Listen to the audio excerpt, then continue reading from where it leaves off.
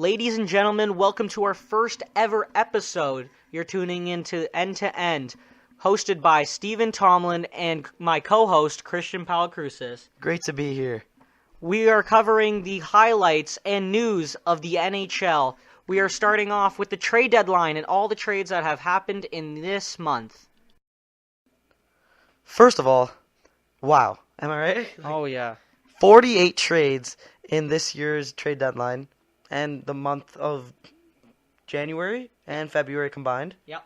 Okay. Is that one of the highest we've had? In the last, I think 3 years, it's the most trades that have ever been made on the deadline. And I'm going to guess there's going to be more coming.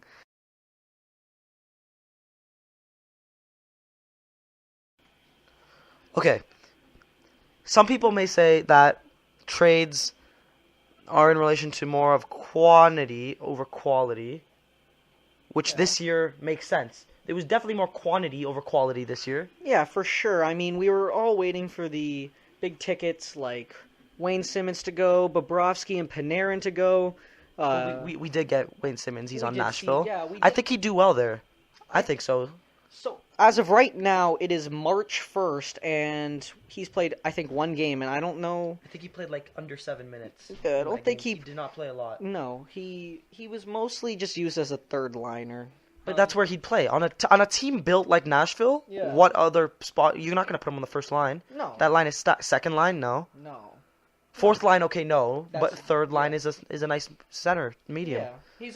He's one of those players that you want on your team, as in he's like a powerhouse type of guy. He gets to the front of the net. He digs in those corners. He's very much like James Van Riemsdyk, in my opinion. Yeah, for sure, and that's why I feel like Philadelphia did not do as well. They had too many of those guys. I thought Philadelphia was going to do well coming into 2018-2019 season.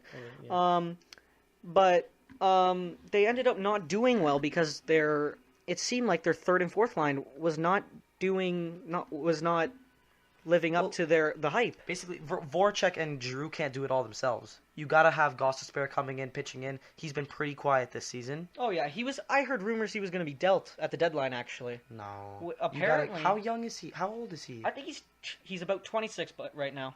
Oh, okay, so he's a bit older. I thought he was around 23, 24. He needs to put up he's their defenseman. He's their only defenseman. Like Provorov, he's okay, coming up. He's coming up though. He's only 22. I mean, he has to still build up that resume before he gets that big job. You know what I'm saying? I feel like he needs to earn his spot a little bit more. Yeah. I mean, they're giving it all to Gostisbehere at the moment, Yeah. which I don't think any player in the National Hockey League. Take an example, Connor McDavid. He can't do it all himself. No, that's why Edmonton is not even in a playoff They're not. spot. They're a very weak team. From instead of Draisaitl and McDavid, just because of the Chiarelli moves, as in signing Lucic. Ryan Spooner. That's all I have to say for you. Yeah, Ryan Spooner. Ryan Spooner. I kind of liked Ryan Spooner, but he was definitely not worth. Taylor Hall. Yeah. Steven. Also, Taylor Hall. As a Bruins fan, he Ryan also Spooner. ruined that as well. He traded away, who was it? Tyler Seguin, I think his name is. Yeah. I think. He traded Dougie Hamilton away for nothing. He made 3 picks in a row in 2015. And all 3 of them, except for Jake DeBrusk, he's doing well. But I like him a lot. yeah, he could have had Matthew Barzal, Kyle Connor, and Thomas Chabot. That is just a powerhouse. If you had those guys on your NHL lineup, that team, Boston, would be up there with 100 points with Tampa Bay as of right now. Yeah. If not, I would think they'd be higher because Matthew Barzal, he's he's gonna score like 30 goals this year. He has like if that, even more. He's gonna have like 80 points at least. He's their player now. And Kyle, he's definitely taking that spot for Tavares. Can we segue to Tavares for a second? Yeah. Now that we're on this topic, we'll get back to the Wayne Simmons in just a second, and the trade deadline, of course. But with this all continues in with the trade deadline, talking about how everything is affected. And for one, Tavares. Yeah. Okay, he's on Toronto. Everyone knows this. Mm-hmm. Okay. Signed that big contract in the offseason. Doing fantastic. Toronto loves him. I'm not too sure if the Islanders love him anymore. If I Not can at be all. if I can be completely frank, and the fans too. That was just terrible. I feel Last that's a night, disgrace to Islanders hockey. It does not. It makes it look like. They're petty. Yeah, they're very petty. Look, who wants to play in that garbage arena? No offense. Okay, it is a garbage arena. It's made for basketball. You can't even see the ice at times. Some seats literally if you're in have the an obstructed view. if you're in the 200s, you cannot see the other side of the ice. The ice, yeah. You might as well just buy the 300 tickets. So you can see everything. So you could try. And then there's a massive car in the way. Yeah, there's a car Why is in there the a car corner. in the corner of the arena? Anyways, we're getting off topic. It's fine. Tavares, okay? Okay, yeah. The way that Why? Why do they... Do you know how much he did for that organization? He was their player. He was the man. They had nobody else other than him. That's what gave them hope. Apart from Barzell, who got drafted, that was their player. Yeah. You can say Casey Cizikas, okay? Yeah. He's doing a little bit okay. But nothing like... Okay. Tavares. Yeah. You have players like... Hosang as well. Yeah. He's not doing much. I wouldn't... He's okay. He's 22, 21 or so. But you have players like... Anders Lee. Yeah. Anders Lee, he's average. He's not a captain in my eyes. It's because I think Barzell should be the captain in a couple of years for sure. In a couple of years for not sure. Right now. But think of this team as in you're going from Josh Bailey, Anders Lee, Matthew Barzell, from that to Marner, Matthews, you got Riley, you got great prospects in their system. I don't even think the Islanders have very many players that are in their system to know about. They have a couple, but they're not. Anyone that you know? I don't know. I mean, Hosang is definitely coming up soon. He's playing right now. He is playing. I think he's on the fourth line. Yeah. But That's will better than the AHL in my opinion. Oh, if you're developing here, it's much better than developing in the AHL. I mean, the thing is, the problem with the Leafs is that they only have 4 lines to work with. You can't have 30 guys on a team. You think Babcock doesn't want to develop all of their young guys in the AHL on the team? Of course, that's why they got Trevor Moore. Trevor Moore is going to be a Leaf one day. Trevor Moore is a Leaf. He is a Leaf, actually, yes. They signed him to a 2-year deal. But he's not playing every night. That's it's like true. with the Kapanen. Kapanen was up and down. Now he's a full-time Leaf. Yeah. Trevor Moore's not a full-time Leaf yet. And that's why they made the deal for Muzzin, because Grundstrom, he was just on the brink of making the NHL, but they had no spots for him. And they're not going to stick a player that's going to be a potential top 9, top 6 forward, stick him on the 4th line. He's not going to play well. And you're going to keep him on the first line in the AHL. He's not going to play. He's not going to develop enough. I just feel like you need that healthy mix between putting guys up. Yeah. For too long, though, you don't want them up there for too long because they might get isolated and they might not be ready. Plain and simple, they might just not be ready. You might just overplay them. I even think you're bringing up players like they did with Konkaniemi. I didn't think he was ready whatsoever. Don't get me wrong, he did well in the preseason. Yeah. Coming up to it and everything. He just doesn't seem. He seems underdeveloped. He seems like It's basically. Well, okay, he's 18 years old. Yeah, he's 18. So he is a boy. Yeah. Playing against men. Okay. Saturday night. This past Saturday. Played against the Leafs. He did not do much. He had, I think, 9 minutes of penalties. 9 minutes of ice time. Yeah. He's going up against guys like Jake Muzzin, who are twice his age. Yeah. So I don't understand when you overplay. I understand Konkaniemi, he's a young player, the 3rd overall pick. But look at Edmonton. They did that with Jesse. Their whole team is AHL players. But they did that with Jesse Puljujarvi, and look at him. He did not do anything. Underwhelming. They sent him down. They also did that with Yamamoto. He hasn't done much. Let's talk about Nail Yakupov for a second. Oh, where the heck is he? He's nowhere. Avalanche, no? No, nowhere. He's gone. Nobody wants him. If anything, unrestricted free agent. I think he might be he might be in someone's AHL. I'm not sure. I wouldn't be surprised. That's a bust. That's what you consider a bust. So back to the topic of Tavares, which we did get off for a second. Oh yeah. I want to talk about him because I feel like that fan base doesn't understand how much they lost. And when they do understand how much they lost, they start acting petty, which is that's just it's not right for the organization. No. And that comes to the fact Panarin. It's a stab in the back, in my opinion. Yeah, there's there's reports that Panarin's going to be off he's going to go to free agency. This summer he's gone. Yeah. He's gone. He's most likely. Just where to? We don't know. Just because of the deals that Columbus are making and adding Duchesne, Dzingel. Like, they're good moves, don't get me wrong. Can I say something? Go ahead. Columbus? Yeah. Very temporary team. How many players do you see that stay on that team? Like, stay, apart from Bobrovsky? Yeah. Bobrovsky? I think right? Bobrovsky's going to stay. Like, I don't... Why would they get rid of him? It's working, I'm guessing. I'm not guessing, but it's working partially. They're not in a playoff spot at the moment. I think they will become a wild card spot, but other than that, I don't see them going anywhere else. I feel like they're too temporary. They're not more of a permanent team. Like, if you look at Boston, they've got permanent players that are playing there. Yeah. You got your Marchand, your Bergeron, your Chara. Chara's aging, of course, but we're talking about Chara here, right? He's a great player to have on your team. Absolute unit, okay. And you look at Columbus, and I don't know how I feel about the trades that they're making. Yeah, they're making trades like Dzingel. Dzingel, he's making about 1.8 right now million. Yeah. But he'll be asking from Columbus. He'll be asking at least 4.5 to 5. 1.8 million is very low. Very low. For him. Duchesne, he's making I think about 6 right now. He will be asking. Just seeing how much Stone just got offered, he'll be asking for about 8. Panarin. Oh, don't even get me started. He'll be asking for a trade? Like, because I'm pretty sure he's going. Yeah, no, he's not staying. If he doesn't sign for, he'll probably be asking for 10.5. Unless they win the cup. I don't see that happening. See that happening.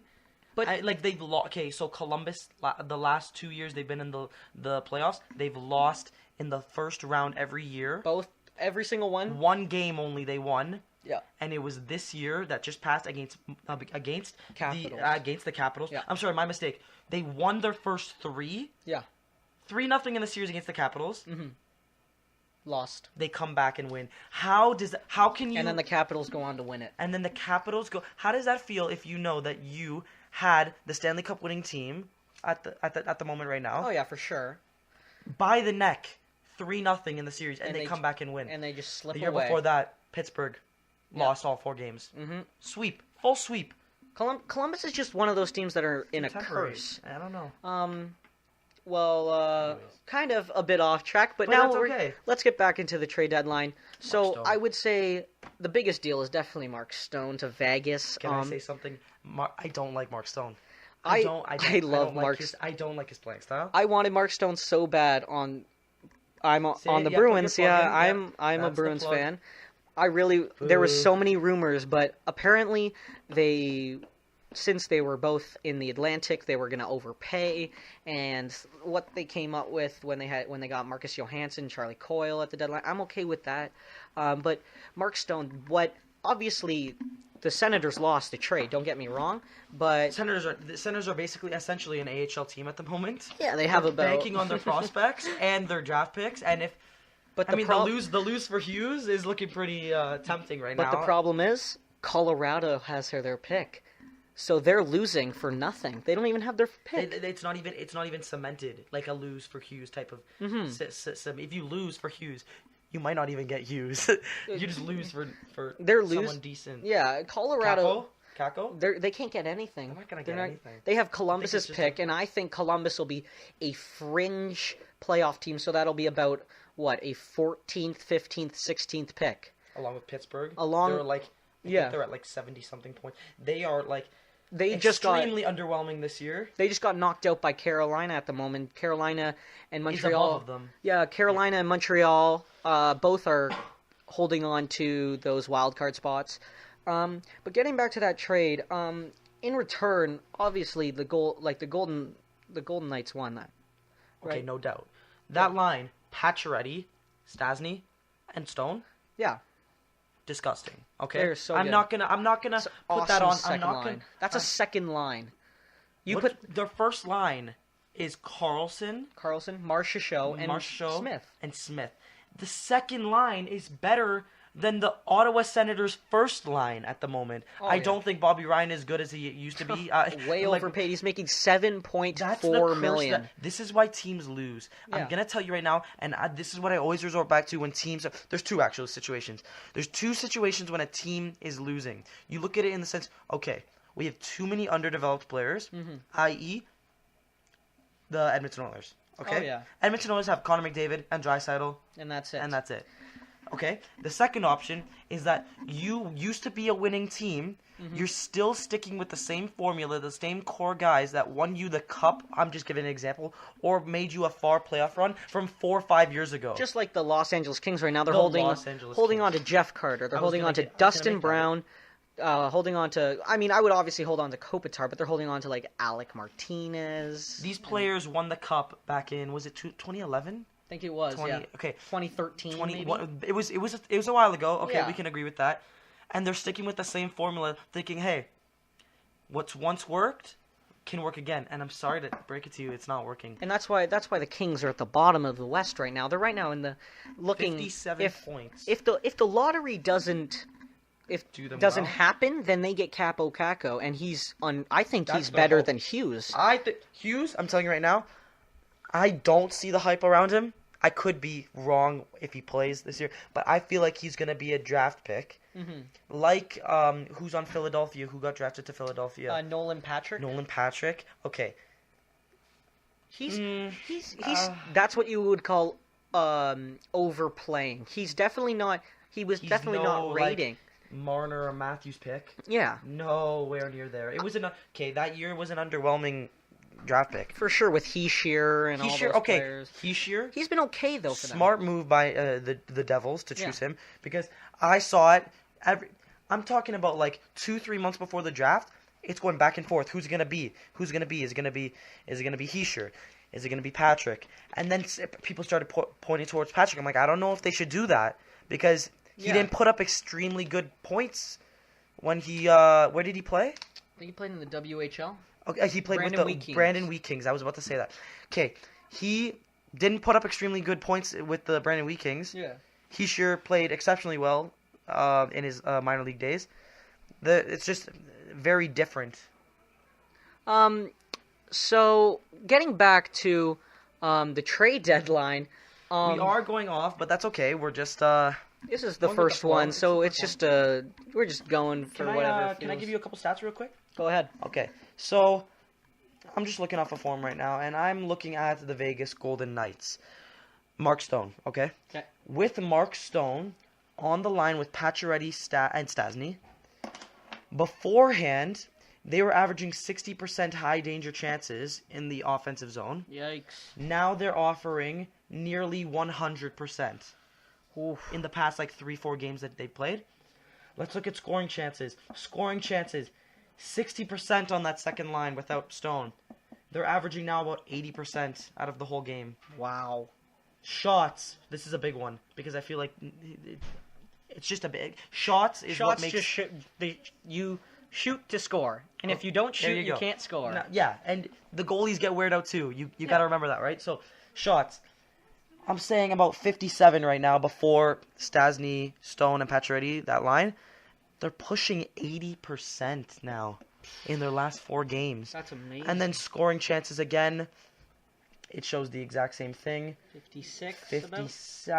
50. 57. Yeah. I would say 57. Yeah, I'd say around there. In their 2, 3, 4 games they played, 78 in their last game. Yeah, that just shows Wow. what a player like Stone can do just for any. I'm not drooping on the guy. Yeah. I don't mind him. I would if I was a general manager of a team, I wouldn't pick him myself personally, but I see how he fits with Vegas. with Vegas. He looks like I feel like he could. I mean, Vegas needs players as it is. Okay, can we be real for a second? Yeah. They have their goalie's set up. Fleury Oh, for pushing sure. what is he 30 now? Fleury? 32 now, 33. He's gonna get old at one point. Yeah. So they got to start looking at options for that. They have to. Do they have an AHL farm system? They do, but I'm not 100% sure where it is. I don't think that Fleury's gonna hold up forever, because of course Lundqvist the king, Yeah. great player. At one time, arguably between Carey Price and him, one of the greatest goalies. Of all. I wouldn't say of all I time. wouldn't say of all time, but Okay. he was for sure Hall of Famer. So he still is. He is a Hall of Famer. We know he's Still a is Hall of Famer, but he's not at the caliber that he is now. That he used to 100%. be. That's what age does. That's what age does. And I feel like Fleury... I mean, I don't want to put that on the guy, but I feel like Fleury... The thing is with Fleury, he can be consistent at times, Yeah. and then he can be very inconsistent. That's true. He has a style where if he's not mentally there, then it's just, I hope your scoring chances turn into goals, Mark Stone, Pacioretty, and Stasny, because he's not going to stop a lot when he's not mentally there. But when he's in his zone and he's confident, that guy's save percentage will skyrocket.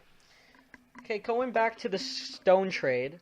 So in return, the Sens obviously lost a trade, but they got Eric Brandstrom, which is an A+ prospect. Apparently, there are remarks of him being like the next coming of Erik Karlsson for them. He looks very similar to Erik Karlsson. His style. He played in the World Juniors. I think he had in 4 games had 3 points, but he was the captain of that Sweden team.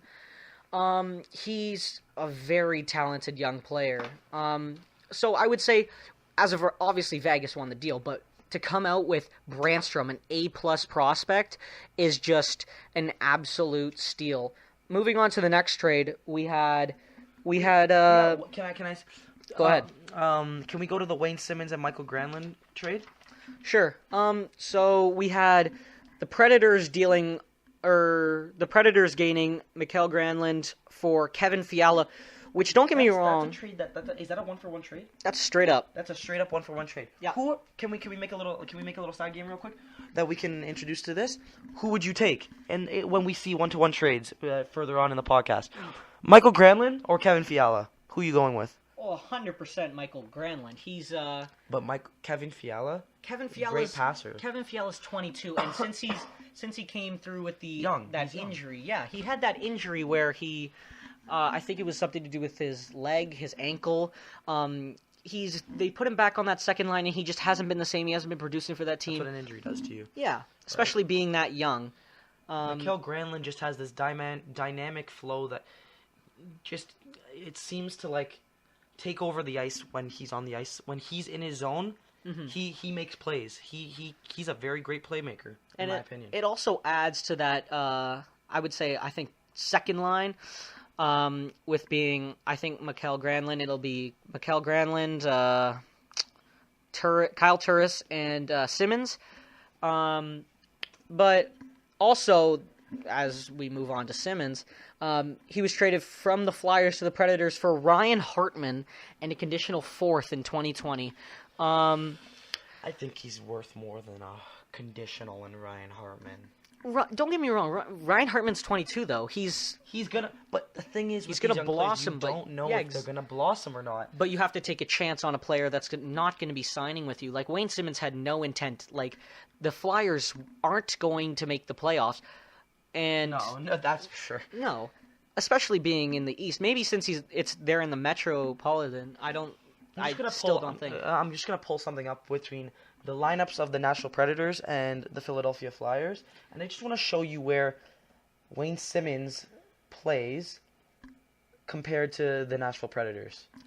So he's on the third line. He used to play with Oscar Lindholm, Mikhail Vorobyev. I don't even know how to pronounce that. Vorobyev? Yeah, and himself. That's a third line player. I can see him taking JVR spot between the two sometimes. Between, like, if one's performing, get a little bit more ice time. Yeah. If one's underperforming, you take a little bit of less ice time. But those lines are very temporary. They can move, right? Yeah, and they can move. Look at the Nashville Predators. Mm-hmm. Philip Forsberg, Stan, Ryan Johansson. Okay, Victor Arvidsson. Okay, he's still a good player though. Okay, yes. Ryan Johansson, I like him. I thought he played great on Columbus. Wasn't he on the Washington Capitals for a No, bit? Columbus. He was traded for Seth Jones. Johansson, am I thinking about? Marcus Johansson. Marcus Johansson. Okay, yes, he was on Columbus. Victor Arvidsson. Okay, I mean, what other right winger are you gonna put there? I mean, you got Granlund, Simmons, Colton Sissons. We got the centers. We got Nick Bodino, Frederick Gaudreau, Kyle Turris. Kyle Turris is staying center. I don't care what you say. Frederick Gaudreau's not taking Kyle Turris' spot. Yeah. Their left wings are very after Philip Forsberg. Ryan Boyle, you're gonna stay on the fourth line. But you need to have those tough players on your team. Like look at Boston. They made that cup run with Milan Lucic, Nathan Horton. Like these guys were all nitty gritty players, and everyone's kind of moved away on that. You know, the speed has really enforced all the moves this year and all that. And so nobody's really looking at these nitty-gritty players. Like, you don't see, like, Wayne Simmons, he is a nitty-gritty player. Like, you need a player like that. Wayne Simmons, okay, Wayne Simmons, he's a great player, okay? Yeah. Mm-hmm. He's a fast skater. Don't get me wrong, but listen to what I'm about to say. Okay. Fast skater, he is. Yeah. He's quick, he's speedy. Mm-hmm.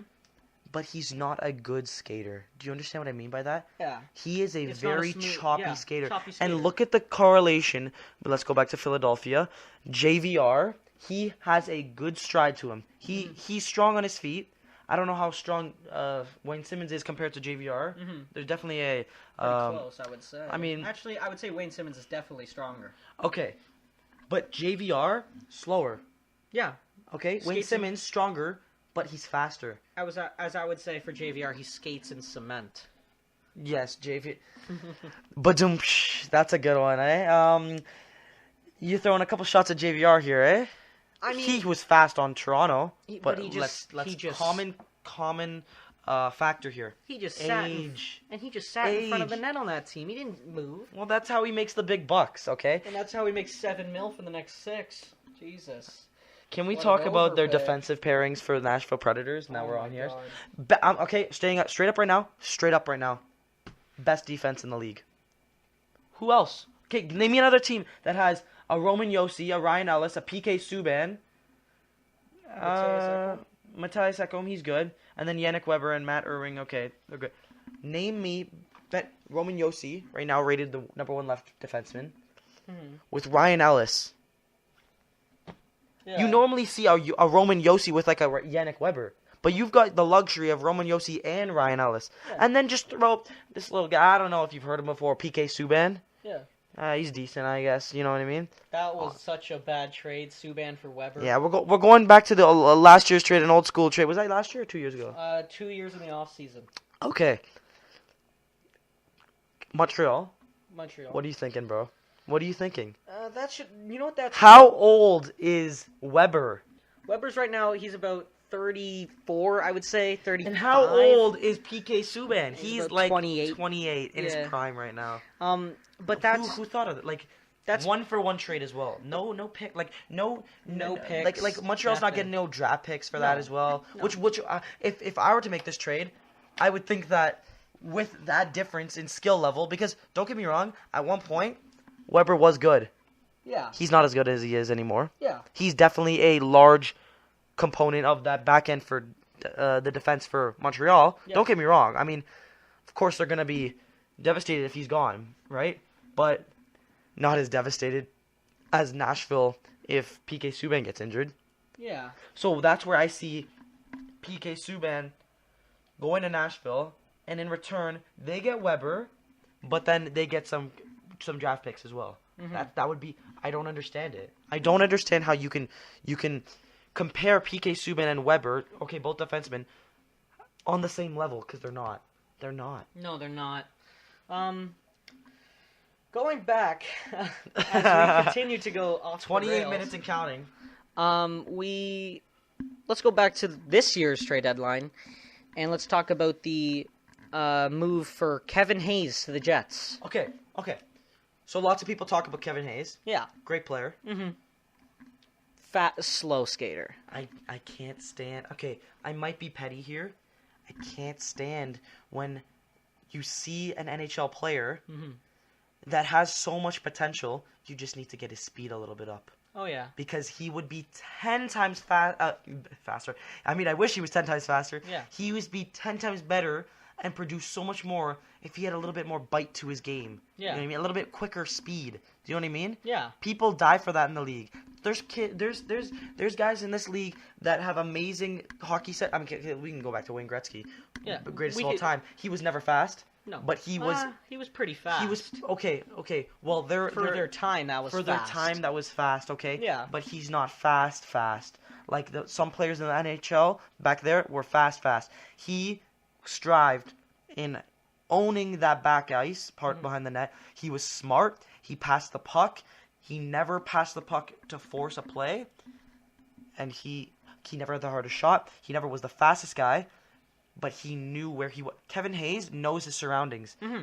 That's why you need one of those guys. How good does it feel? We both play hockey, by the way. Yeah. How good does it feel when you're on a line with someone who knows what they're doing? You feel like safe, right? You feel like you don't have to hold down the fort every time you're on the ice. Yeah, and you don't think they're gonna end up passing the puck and you're gonna end up skating backwards. Yeah. That's what Kevin Hayes does, though. Kevin Hayes is minus his speed. Like, he doesn't have very good speed, but he is a very good. Past the speed, he's a good player. He's good puck handling. Really good puck handling. Like, I mean, he was amazing passer. Yeah. Which is good. You have to stick him on a line with Line and Ehlers. I just feel like passing is like what makes the game nowadays, right? Yeah. Apart from speed, excuse me.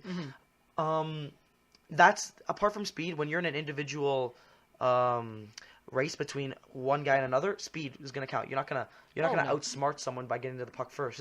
There's some things you just can't do if you're not fast enough, right? But I'm telling you, if you want to win games and a team game, like the game that the Leafs played on Saturday against Montreal, they were down. They played a team game. One of their best games, in my opinion, of their season. To battle back from 3-0 is unreal. From the first, especially to see Montreal lose. I love seeing that. Oh, me too. You work as a team. You move the puck, because when you move the puck, there's no guy on the ice. I don't even care if you're talking about Connor McDavid. That's gonna move as fast as that puck. Oh yeah. It's just it doesn't. The puck will go in the net more. The individual plays will stop on the team, and you'll see your success, right? Kevin Hayes can add that component to the Jets. Yeah. And they have a fast team. They do have a fast team. They have a fast team. It's not like you're going to the San Jose Sharks, where they're... Yeah, you got like Joe Pavelski, Joe Thornton, right? I understand that. Excuse me. Slow defenseman, Vlasic, there's teams Burns. that are faster, okay? And there's teams that are slower. Faster, okay, the Calgary Flames... They're a very, very fast team. They're very fast. Monahan. Gaudreau just shows how fast that team is by themselves. Yeah. But then you look at a team like San Jose. If Kevin Hayes was going to San Jose, you need to take into consideration his speed, because they need speed, right? They would love a guy like Gaudreau, even a Monahan. I'm surprised they haven't traded more at the deadline. At the deadline, yes, thank you. Sorry, at the deadline for quicker, a little bit more whippier players to add that component, because you're not going to just rely on grit the whole... I mean, it's working for them, right? It's working for that. That's what Washington did when they went on this deadline. They got Carl Hagelin for third. He's fast. Yeah, but he's not as fast as he used to be. For the expense of waiving Devontae Smith-Pelly, which was one of the guys that really helped them in the playoffs that year that they won it. But they did. Okay, so great. You helped them win a cup. You got a ring under your belt. But to trade a player like that, or what did they do? They put him off. They waived him. They waived him. They waived him for Carl Hagelin. Yeah. Look at this. Look at me. Slow. Yeah. Fast. Yeah. That's a trade you want on a team. I mean, of course, I'd want every single player on my team, if I was owning a team, to be fast. Of course, right? Yeah. Devontae Smith-Pelly had a smart to him. He knew how to play, right? Hagelin does too. Now he's fast as well. Yeah. It's like it's a win-win for that trade for the Washington Capitals. Moving on to the next trade, we got going into the trade, if you think about it, it's definitely a win for Dallas, but then what happened, it was not a win. It ended up backfiring. It was the Matt Zuccarello trade. This is a good trade. I like this trade, and I want to talk about it with you a bit, because Lundqvist, did you see what happened to Lundqvist? Yeah, that was... I hate to see that. That's a terrible sight to see, especially because Lundqvist is their guy for New York. And they shared a stall. Well, not shared a stall. I mean, they didn't share a stall. They were next to each other. Stall beside each other for over 10 years. A decade. A decade of spending your life. You're on the ice, if not more than 3 times. I'm talking about games. Mm-hmm. Practices, you basically have only 1 day off. Yeah. Maybe 2 if it's a light week. You know what I mean? No, actually. If it's a heavy week, maybe 2. If it's a light week, you want to get on the ice more so you can keep your guys fresh. You see these guys every day for about 5 hours a day if you have a practice and a game. Mm-hmm. And then there's some nights where there's some days when you see them for about 2 hours. You go home, you go to your lives. But you spend a significant amount of time with these people. And just to add to it, that you sat beside them the whole year, that tears me apart because I feel like you just lost like an amazing friend. Like he was one of his best friends, right? Yeah. And he didn't. God forbid, I'm going here for a second. He didn't die or anything. He's not going away. He's not going anywhere, right? Yeah. He's still gonna see each other, right? See each other, of course. Yeah. Which I mean, that's sad, of course. Obviously, to see And I feel for the guy. See a friendship like that split up after 10 years. I wouldn't say split up. I would say separated, but not split. Like they're not just like, okay, we're enemies now. We're on different teams now. Zuccarello starts labeling shots at Henrik Lundqvist's face mask. Well, obviously he knows his weaknesses because they've been such good friends. Okay. Do you think he's gonna exploit his weaknesses to Dallas? 100%. Why wouldn't he? Oh, he's my friend. So that just doesn't make sense. I don't even know. Like, yes, right? You would. Like that's if I was traded to a team and I felt like they stabbed me in the back or something, I would tell that team. The New York Islanders didn't stab him in the back. No. I think it was time to go. Obviously, Zuccarello wasn't going to sign. He's a UFA. That team is going in a young pursuit. It's going to be a very long time until the New York Rangers are back to their days where they would lose in the second round to the Washington Capitals every year. Yeah. Do you remember that? Yeah. It was about 4 straight years where they'd meet Washington in the second round or first round, lose. Crazy. Lose. Just it goes back to the same thing where they're relying on their older Kreider. Yeah, it was Kreider. Who else was it was McDonough, Girardi, Delzato. They got rid of all 3 of those guys though. Which they're Callahan gone. Mark Stahl. He's still there. There you go. They're thinking about the whole perspective of what worked in the past will work now. It's not going to work. New York, get it through your head. You need to start drafting, trading, and I know I'm beat the dead horse, but like I know you're doing that, and I'm screaming at you guys, basically to do what you're already doing. It's like, you know what I mean? But like, I think it was a good trade for them. Yeah, it was. Zuccarello added an element to them with grittiness, fast, small player. Yeah. He was undrafted. Also, I would take Zuccarello on my team any day. 100%. But then what happened after the trade? Okay, here we go. Yep. His first game. He scores. He scored a goal. Great. Yeah, awesome. Looks like he's going to play well on these. Yeah, exactly. Broke his arm. And breaks his arm. Blocking a shot. Honorable way to break your arm. Yeah, for sure. Pretty cool way to break your arm. Yeah. How'd you break your arm? Yeah, I blocked a shot. No big deal. It's just another Tuesday for me. Yeah, but also he's and now I'm out for about 6 weeks. Was 4 weeks, but he's like Dallas was trying to make that push. 4 weeks. Yeah, I feel like it'd be significantly longer if you broke your arm. I'm talking about. Was it just a hairline fracture or was it a clean snap? I think it might have been a clean snap. There's no way that's 4 weeks. It said that's what the reports are 4 saying. weeks. Yeah. I had a hairline fracture on my pinky that took 5 weeks. Well, that's his whole arm, Steven. It's his whole arm. There's no way that 4 weeks is going to hold up. Okay, I'll look it up. Continue. Yeah. Which obviously is a significant blow to Dallas wanting to, Henrik Lundqvist started crying again after he said, "Oh my God, he's gone! Oh my God, his leg, his arm's broken." But obviously, respect to the king. I love you.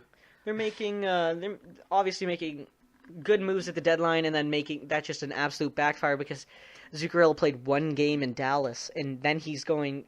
If they don't even make the playoffs, he's only played 1 game for them, which is just that's insane.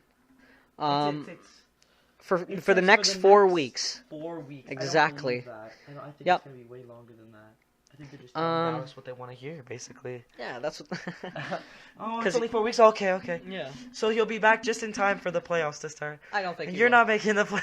They're not gonna make the. You're not making the playoffs. They were thinking, oh yeah, we like made our move at the deadline. We're gonna make that playoff push, but now like it's totally gone. It's like there's no. It's the same team as last year trying to battle into that playoffs. So I say this a lot. Can I say the one thing? That's going to be a recurring thing. Can I say one thing? But, you know what the recurring theme is with the New York Islanders? And I know I'm going completely to a different team, but it correlates in with what you just said. Yeah. They are on the brink of making the playoffs, every single year up until this year, Yeah. and then they just don't make it. They're like, oh, we're so close, all that work for nothing. Yeah. This year, they're finally making the playoffs, which yeah, they're in the playoffs. Who? The New York Islanders. Oh, okay. You thought I was talking about the Rangers? Oh, heck no. No. The Rangers are so far down the hole. Oh, my God. Okay, I was thinking the Rangers, but... You looked at me off camera. You're like, no. Yeah, I was thinking, like, what team are you talking about? What, the New York Islanders. What year are we talking? We're talking about blue and orange, not blue and red, okay? Yeah, we're talking 2010? Yeah, I know. Oh, my God. Okay. But with Dallas, one thing that we're on to... This year, they got a little player called... Also, Heiskanen? Heiskanen. Yeah? Miru Heiskanen. Great Finnish player. I mean, the Finnish got everyone now, eh? Oh, yeah. The Finns are way they're loaded every year now. The way they're developing those players now is definitely unreal. Yeah, because everyone, even Capo Caco coming up soon, he's going to be such a great player. Sorry, we were just reading a comment. It's okay. But the bad thing about the Dallas, that same game, Jamie Benn goes down. So now you lose your big acquisition. I don't know if Daily Faceoff is on a certain type of drug, but they're ranking Miro Heiskanen as the number 2D in the league right now. As in on a second line. Oh, on the second line, not in the whole league. No. Who's first? Do you know? I have no idea. Yeah, I would say probably know. Carlson or Doughty. Carlson's definitely on the first line. Yeah. No, Burns probably takes that first line spot. I think Carlson actually plays with Dillian. No, I'm saying Burns probably takes the first line spot of first line, and then he's probably on the second line. Carlson? Yeah. Yeah, for sure. Okay, so Carlson's definitely first. Unless it's switched. First ranked. Yeah. But yeah, Ben goes down, and then it gets weaker as they have like players like Cogliano, and they have players like I saw Pitlick was there. He's also a player that they need. My beloved Alish Hemsky used to play on this team. Steven, you know who I'm talking about. Yeah, his favorite player is... Alish Hemsky, who now plays on the Montreal Canadiens. Well, he's not playing. He has an injured hip. But not real. He actually played in their historic night, so... Yeah, I know. I saw that. That made me shed a tear or two. In my heart, not actually. Because I think he might call it a season... Call it a career, and maybe go play... In I don't know, Czech Republic. Yeah, somewhere like that. Finland, that's where he's from. Sweden. He's from Czech. He's from Czech Republic. Oh, okay. Yes, he is from Czech Republic. So obviously the Dallas made a deal. They obviously Mark Mathot, he got his hip. He had a hip surgery, so he was done for the year. They added back James Oleksiak, which is obviously that's just like is just defenseman for defenseman. But then you add two key players to bolster your power play, your first line, second line, and they just don't. They just end up not doing well, not even playing. They're not even playing. The only two players that are left on this team that people would know of on Dallas is Jason Spezza. Jason Spezza, by the way, guys, he is still in the league. I know he didn't die. No, he's fine. He's still in the league. He's alive and kicking. Should he retire? He's pretty close to it. His contract's ending at the end of the year, so I'm gonna. He might retire. I think retire. Right? Yeah. Just retire. Call it a season. Call it a season. Call it a career. Yeah. They also have they have Sagan, Radulov. They got. I don't like Radulov, by the way. I'm gonna put that out there right now. Radulov, he's a hothead, and he doesn't produce. Yeah. He doesn't produce for them. No. He had that year a couple years ago where he did produce, but he's been quiet lately. He has been good with Dallas for sure. Okay, yeah. With Sagan on a line, but what do you think about was it the owner or the general manager of Dallas? Oh, the owner. Oh my God. Making that comment about. I think that's a little bit out of hand, in my opinion. If anything, I would if you're pulling out your best two players, throwing them on the fire, basically. Yeah. Like it's basically like it's not a family in Dallas. It's basically like you better produce for us, or you're next. Yeah.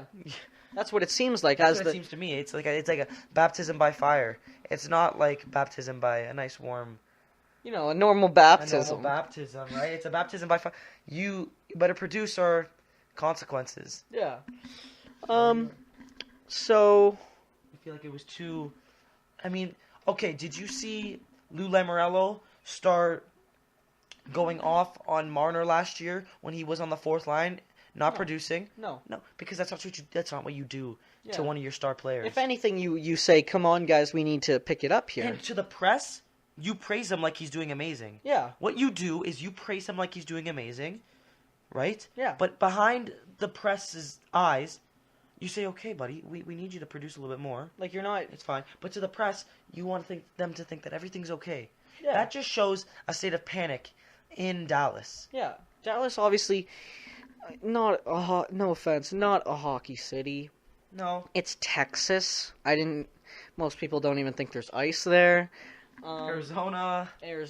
Let's see what they're doing. Some cities are very goofy in the NHL, I would say, but Seattle's coming soon. Seattle's gonna be good. Great. All right, good discussions today. Yeah, I think it was 100%. great.